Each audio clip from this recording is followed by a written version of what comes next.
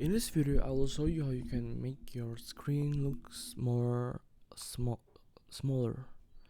Not like small, but the application looks more smaller. So if you are on the latest Mac OS Sonoma that uses like this, you must be wondering why I have a much more smaller application and much more wider screen size like this, because I'm using this option right here. So I'm gonna show you the difference right here.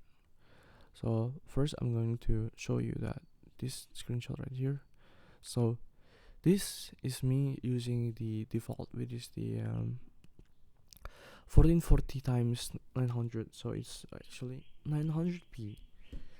Everything looks very big right here, and if you are using a MacBook Air, you are pretty much screwed.